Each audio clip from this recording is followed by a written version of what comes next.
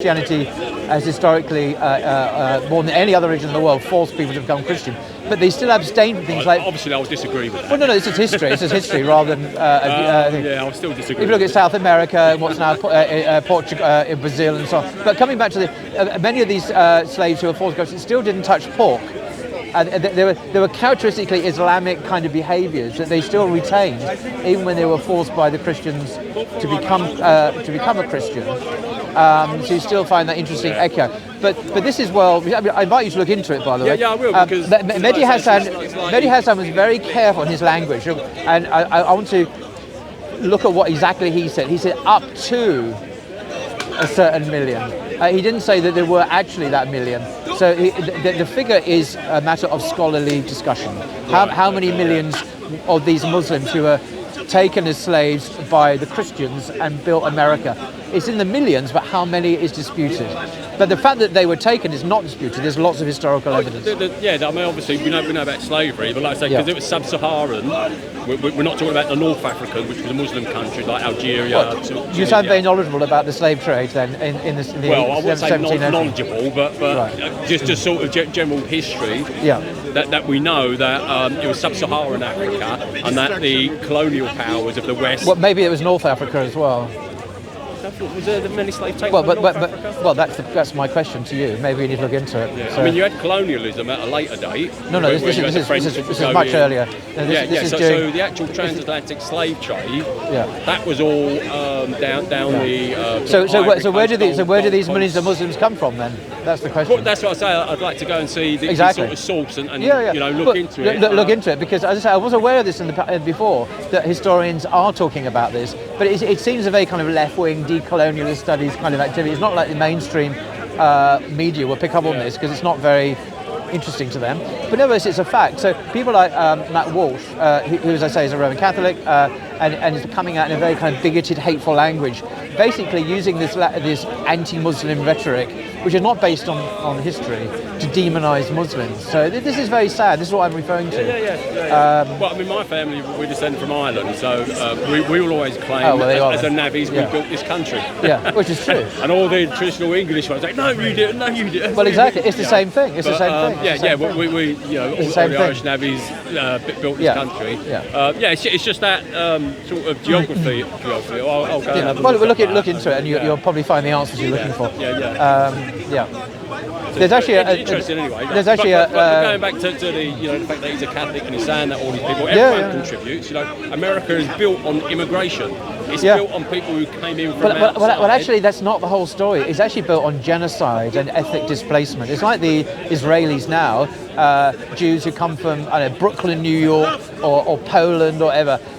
Westerners who go to then Palestine, historic Palestine, which has always been occupied by the Palestinians way before the Jews ever got there, and they take their land and dispossess them. I use that as an historical analogy with what became the United States. You had people like us from Europe and Britain, the British Isles, who went to those lands which were already inhabited by many different nations and peoples, and we dispossessed them. Literally, we drove them out of their lands. So when you say we're a nation of immigrants, they are, but it's also a nation of dispossession and ethnic cleansing and genocide. Now, I looked into this again. This is the standard language of historians. This is well documented. So it's not just immigration, it's also ethnic cleansing. It's not just immigration, it's also genocide. And this is a closely parallel to what we see in Palestine today. Well, they're strong words, and I'd have to go back and strong check words, those, but are they accurate? I think they are. Well, this is it. They are very strong. Obviously, America was such a massive country. When all the settlers first went there was a welcome. But it wasn't a country. It was a continent. It was a continent of nations. When you say nations, it's not a country. When you say nations, these were basically small tribes. Right. How small were they? How small were they? 10,000. Where did you get that statistic from, by the way? I'm just going by again, just general history. It's something we need to look into a bit further. I have. You know the thing called the Golden Arch in St. Louis in the States by the Mississippi. I've actually underneath it is a big museum. It's a subterranean museum dedicated to this very subject. It's a federal museum.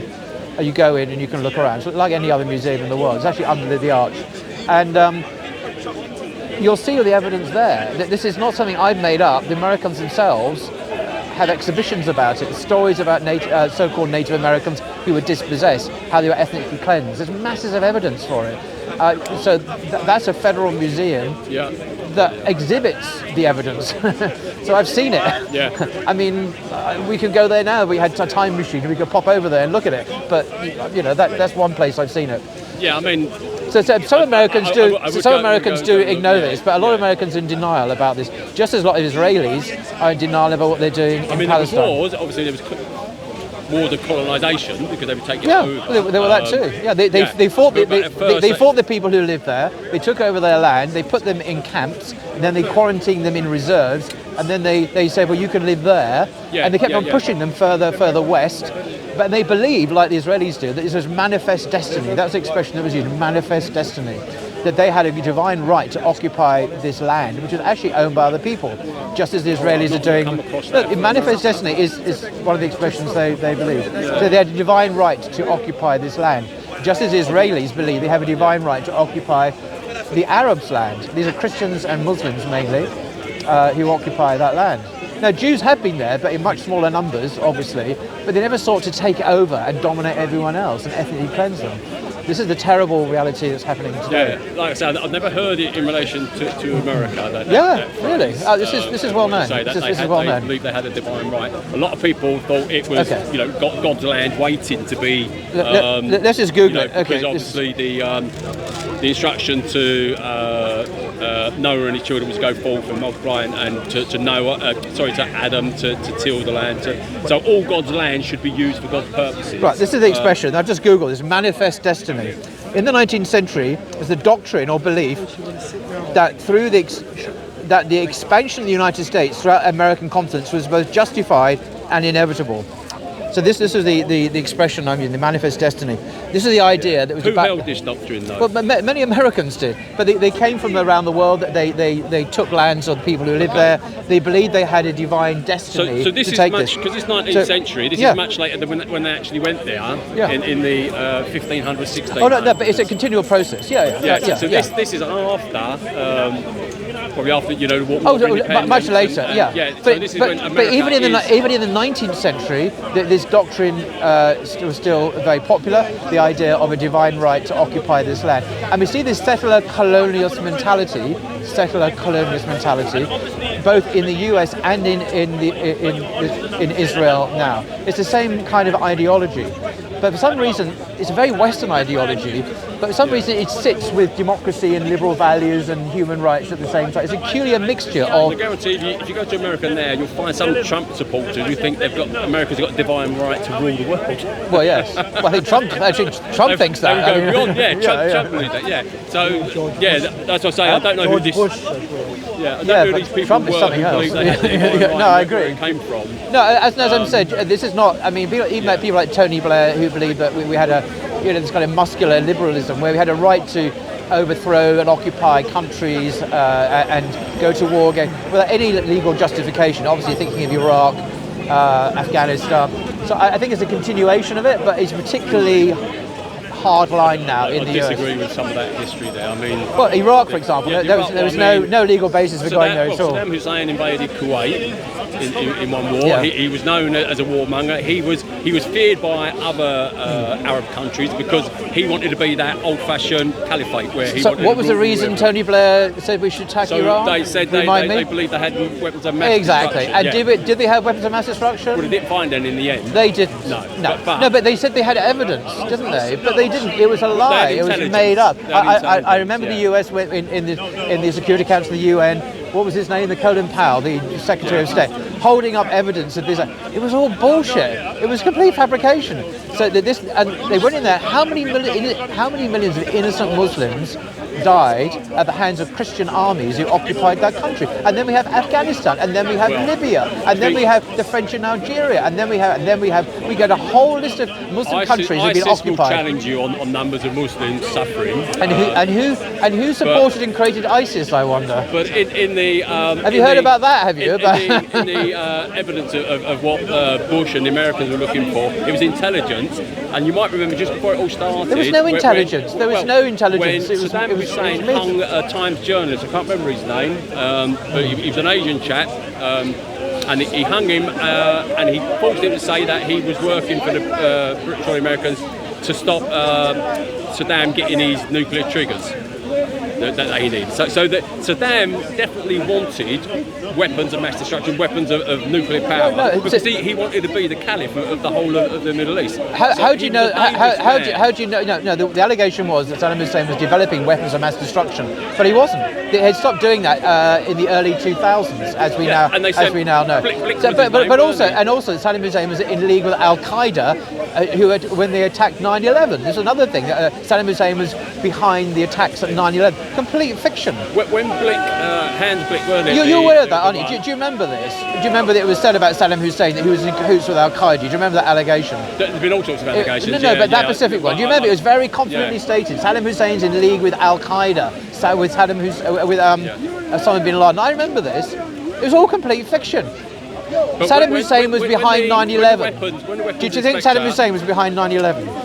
No. Well, of course not, but that was one of the reasons. When Hans Blick, the weapons inspector, went into Iraq... He didn't find anything? He was messed about. He was sent this way, then that way, and they said that he's not playing ball, they can't find anything, and then when the actual war because there was came, nothing to find. The Iraq war nothing came, to find. they found warehouses full of Iranian skulls and bones from the Iraq-Iran war that Saddam was keeping as trophies. Yeah. But there were no weapons of destruction, there was no nuclear power, there was nothing. If he can have warehouses full of dead bodies that he can hide from the weapons inspector, when the weapons inspector come back and say he's not letting us look at everything, that proves that Saddam wasn't playing ball. He wasn't letting them look at all the places they wanted to look. So the only conclusion they can come to is that he's hiding something. Now they got it wrong because they said he's hiding weapons of mass destruction, whereas in a lot of cases he was hiding his trophies from war. Saddam kept the skulls of other Muslims. I'm not talking about skulls. I'm talking about the allegations made that he was behind 9/11, he was in cahoots with Al Qaeda, and that he also had weapons of mass destruction program. All of that was, and how many was it? 35? 45. Oh, 40. And also Tony Blair in the House of Commons told the nation that Saddam Hussein had weapons that could target Britain in 45 minutes. On the front page of the Sun. That was all baloney. It was complete fiction. So a lot of it was obviously it wasn't just proved wrong. It was lies. You don't know. I get something wrong. Oops, I made a mistake. This wasn't oops, I made a mistake. This was deliberate fabrications. So we must be more, accurate here. These were made-up stories to justify. I would disagree. I would say the intelligence was bad. I wouldn't say bad. It didn't exist. Because Saddam, so like I say, if you look at him, he wasn't a nice bloke. He invaded fellow Muslim countries like Kuwait because he wanted their oil. And when he was losing the war, he set fire to all their... What is it? But so it doesn't justify Britain then invading a country tens of thousands of miles away because he's not a nice guy. Well, since when do we go into other countries and remove them because they're not nice? What gives us the divine right to act as the world's policeman in other countries? Treaties we have with other countries around there, like the Saudis, for instance, and all those. We have treaties, we have mutual defence treaties with all those countries. So when Saddam was threatening all the other countries, I think we had a treaty with Kuwait. So what treaty do we have with what country so that we can invade Iraq? Remind me. I don't know what treaty. If Iraq is an aggressor that's trying to take one of our countries that we have a treaty with, then we are treaty bound to help that country. Oh, so that's why we invaded Iraq, was it? But they thought the intelligence was there to say that Iraq had bigger plans because it was looking for weapons of mass destruction. And intelligence was showing that he was trying to get this technology. He was spending a lot of money. No, but it didn't say that. There was no evidence. It showed that he had given up attempting to develop it back in the early 2000s. This was years before. He stopped any activity in this area, but nevertheless we fabricated stories. But this is what came out in the reports afterwards, that he had stopped actively pursuing a nuclear weapons program in the early 2000s. But many years later we were alleging that he'd actually developed these or was developing. But that was a fabrication. By the way, those countries in the global south who feel that America has, exploited them, behaved badly, and so on, do they have a right to invade America and remove the president of the United States? Do you think? Well, because they feel they're not getting the best trade deals or whatever. If America invades any of them, then that country has a right to defend itself. Right. And defence can mean going to attack your capability. Take Afghanistan, for example. Do you think it has a right to... No, take the Palestinians. Do you think they have a right to, if they were given an army, in theory, to go and remove the President of the United States because he has been behind a genocide of their people? Palestine is a very particular question because it's not a recognised country. It is. Britain has recognised it. But Britain has said it's going to recognise it. Are you not aware that Britain has just recognised Britain says Palestine? it's going to It just recognise recognised it as a country. But historically... 3 weeks ago, it recognised it. Yeah, historically... It is a recognised country. Historically, it's not been a recognised No, it's country. recognised now. All the Arab countries do not recognise it as a country. They do. No, they haven't done historically. What, no Arab countries have recognised That's why Palestine? Jordan... Saudi Arabia recognised Palestine. Recognised, yeah, Saudi Arabia When? recognised. No. So it's not a historic thing, it might be a recent thing. It'll be recent times. Yeah. So these are all recent things. So Yeah, so we're today. So if all these countries, no, if Palestine was miraculously to acquire an army and feel that because of the brutal occupation, ethnic cleansing and genocide that America has committed against its people, it has the right to target this enemy and remove the government and the head of government who be responsible for it. Why would you object to that? if they was under attack, if there was a country... They are under attack. Let's Have you not seen the news? Let's just not. Let's say any Been under country. attack the last let's 2 say years. Any country. You start with No, South Palestine. America. Palestine. No, let's start Because with Palestine. I think is a particular No, problem yes, because I'm gonna it's start with only, Palestine. people are only just saying they will recognise no. if we can have the two-state solution. I'm not talking about other people recognising. They recognise themselves as a people with a Well, that's no country. good because the No, world it is- recognise themselves as different. No. And what if they want to declare war on us? You're not playing ball here. If they believe they are a people under attack, which they obviously have been, look at the you see the evidence on TikTok, and they feel that, say they miraculously acquired the means to do so, that they will remove the source of that great calumny against their people, i.e. the United States government. What would be your objection to them doing that? Because it's the same kind of logic that you're saying we have a right to go and invade all these Muslim countries. Why couldn't they invade? Why couldn't they invade on the grounds of injustice and occupation? I'm not saying that there's just a right that we could go and invade someone. There's a right to defend yourself and make yourself secure. Okay. Right. So, So why couldn't the Palestinians, if they got this army miraculously, do the same to the Americans? So first of all, you have to establish that Palestine is a country that's recognised. They believe they are. They believe they are. So moving on from that. So moving on that. Why morally couldn't they, as a people, defend themselves by removing the source of their oppression? If when they're recognised as a country, as a formal country by the UN, by all its They are recognised. They are recognised. They are recognised as a country by the UN. Sorry, by the way, the UN does recognise them as a country. Do you not know that? The United Nations does. Recognise them independently. Yeah. Did you not know the UN recognises the Palestine? Well, you're not aware of They that. recognise the Palestine people As a state. The UN recognises Palestine as a state. Are you not aware of that? So no. So the Palestine state, they recognise the Palestine people and they recognise the Palestine state in the West Bank. The vast majority of countries in the world recognise Palestine as a state. Why are they all just coming out now saying they will recognise Gaza? Come here, you're always deflecting. No, I'm not deflecting. No, you are, because I'm more concerned that the three countries in the remaining in the world, which is basically Israel and the United States, refuse to recognise the Palestinian state. Everyone else recognises it. My question is this: the Palestinian people who understand that they are a people and a nation, just accept that, because they do, obviously. If they had the means miraculously to enact revenge or retribution or against the source of their, why would you object to that? So let's just clear what you're talking about when you say Palestine. Are you talking about Gaza as well and all that area there, or are we talking about the West Bank? I'm talking about the occupied country. I'm talking about what they call to be Palestine. A whole lot of the It doesn't really matter the geographic. It It doesn't really matter the exact geographic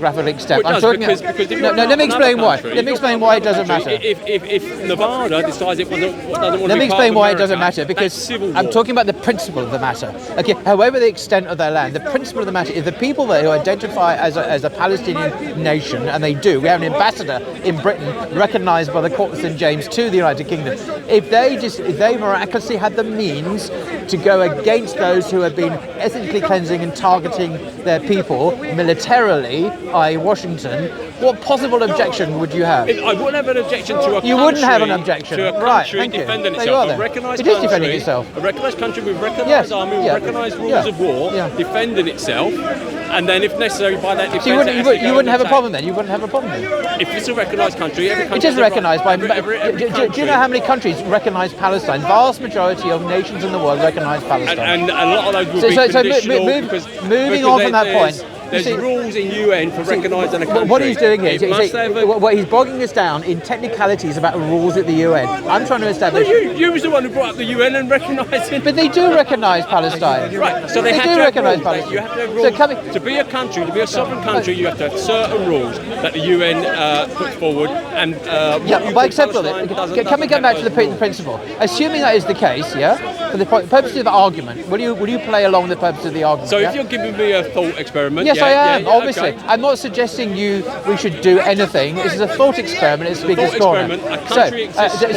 So Palestine exists. It feels that it has a right to defend itself against attack by a foreign country who is arming and killing its people in the way we all know. What possible objection you could have to that? I haven't got an objection. Thank you. In this thought experiment, God, it was hard work, wasn't it? In a thought experiment, hard work. Exists that's being invaded. That country has a right to defend itself. It's called Palestine. So you agree? You agree? You agree? You deny it's a country? Well, it's got to be resolved. That's why they're talking about the two-state solution. Do you deny there's a Palestinian? There's no solution yet to give Palestinians their own country. We need they're talking about a two-state solution. But Netanyahu doesn't want to agree with the two-state solution. So you've got to have the solution. The problem is not the people of Palestine. The problem is Netanyahu and people and America. The people of Palestine. But we must need a solution that's going to be workable. We have a solution. So when we have a solution. We have a solution. That they get out of Palestine. But then who's going to rule it and govern it? A lot of the Arab countries. A big secret, dude. The Palestinians. Why don't British and Americans take the Israelis? Why don't they take? Unbelievable. He won't accept the people's right to defend themselves. If they're Palestinians, they don't have a right to defend themselves. Basically, why not take the Israelis? It's amazing. It's unfortunate so many Christians think like this. You mean sort of clear them out? Yeah, clear them out. Why don't you welcome the Israelis to Britain? Why don't you welcome Britain's an country, they can come to Britain. Well, wait, but America will say the same thing as well. That's not an excuse. I'm not sure. Okay, look.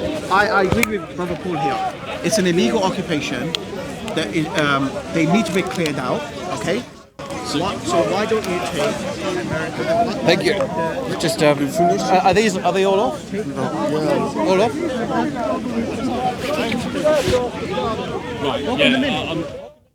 Yeah, I'm not sure. Why don't you welcome them in? Well, that's what I'm saying. We're an open country, so we're going to leave. You welcome anyway.